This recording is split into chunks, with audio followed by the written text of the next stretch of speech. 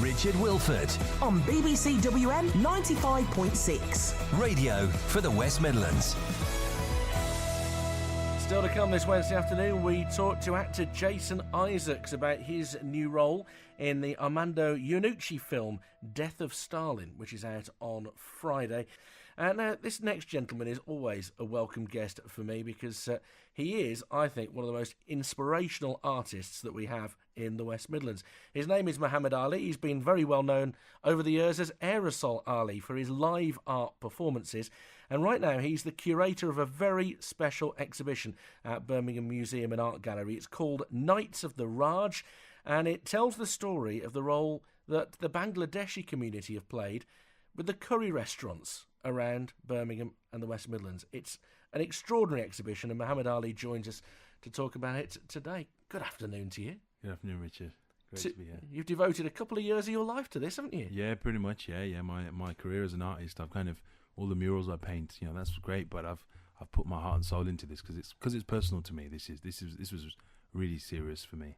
Because this is a family inspired project, isn't it? Yeah, that's right. Not a lot of people know. I mean, some people do from back in the day. Somebody might even recognise me from the old curry house. Oh, I remember you serving the curry. But before I became an artist, and I was selling curry. Since the age of 11, I've been helping my dad out in his curry house. We're not. My father's passed away now, but that's my childhood kind of memories of helping my dad in a regular curry house throughout the 80s, the 90s. This is what it was.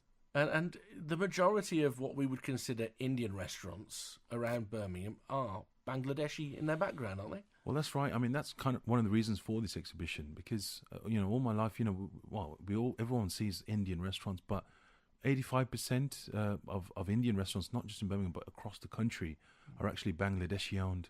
And, it's always puzzled me, to be honest. And it's always been kind of a joke, really, from the community, the Bangladeshi. So you're like, hang on a second, it's not actually Indian at all. This is the Bangladeshis, people of my father's generation. It'll be something like you. It's almost like a bit of a PR disaster, really, for the people of the Bangladeshi migrants that came here. The contributions they made, like my father when he migrated here in the 50s. The hard work, the perseverance, and all of that goes behind that kind of curry ending up on the table in front of you. There's so much of that story and the struggles that people are oblivious to. And this exhibition, I always say that it's not just this kind of romantic notion of East meets West and curry and the contribution to the country, but it's also that kind of the backstory that some of it's quite difficult. So, what we had to put up with. I mean, I could tell you the stories myself, and I'm even from my time of the things we had to put up with in the kind of late night curry houses. Yeah.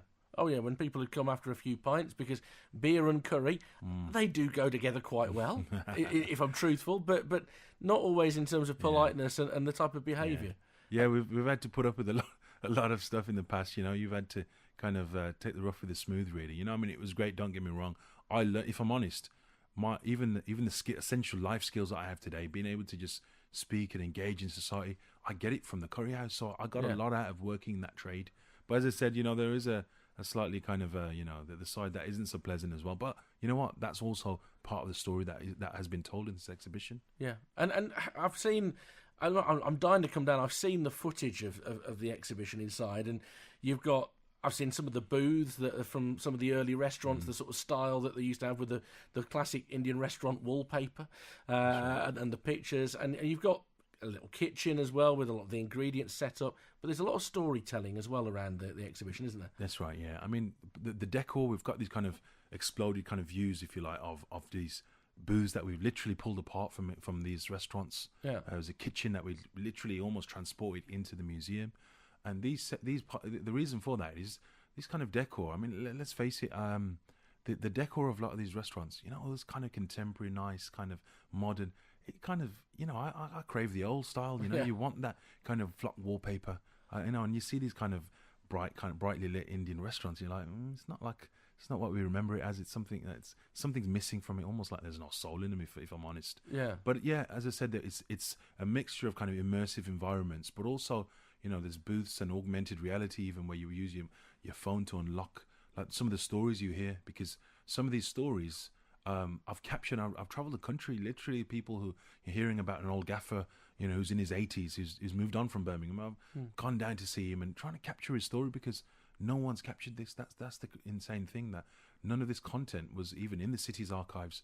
And this exhibition was an attempt to say this is going permanently into Birmingham's history, and it'll be something that my grandchildren and future generations can learn about curry in Birmingham. It's a difficult time for the industry as well at the moment. And there's something of a curry crisis in terms of recruitment of cooks, amongst other things. That's right. You know, that people are really oblivious to this and actually even shocked because they're oblivious to the fact that the high street curry house is really struggling. There are restaurants that are closing down, and I would predict the way things are going, you know, in another 15, 20 years, we might even, you know, this high street curry house that we're used to, the tandoori restaurant, could be a thing of the past.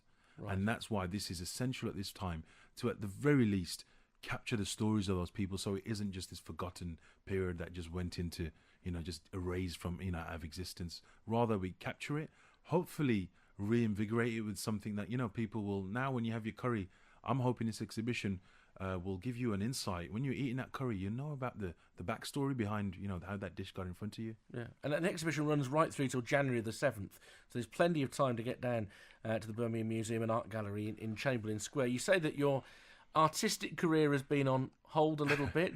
No, I've been juggling a bit, to be honest. Yeah. I won't lie. You know, I can't resist going out with you know, doing the art still. I mean, this whole thing has been an artistic exploration in itself. Me as an artist, in fact.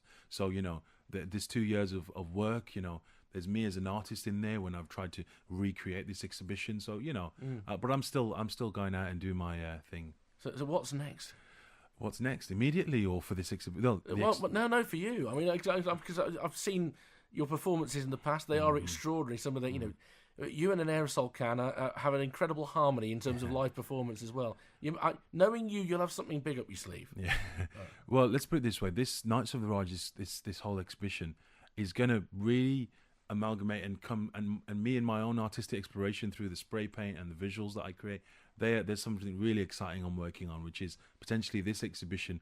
I'm exploring, taking it to New York. We have some partners over there, and then me as an artist, really injecting a little bit more of me as an artist in it, where I might be kind of artistically responding. So I'm still doing my thing. I'm traveling.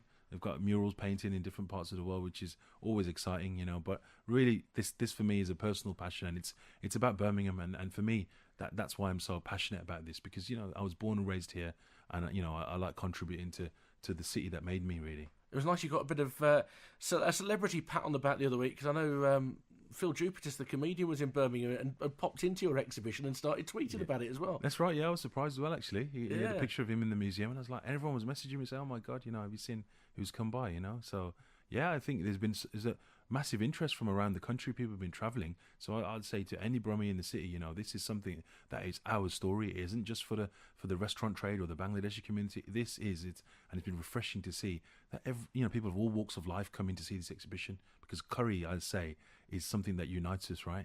Well, it's certainly. I'm not going to argue with that. I enjoy it as much as the next person, as you can well imagine. You see my physique, but no, I mean, it's brilliant, and I think I wish you great success going forward. But this is something that people around Birmingham and the West Midlands should pop in and see. If you're in the centre of Birmingham, just pop into the Birmingham Museum and Art Gallery. It's on till January the 7th. It's the Nights of the Raj exhibition.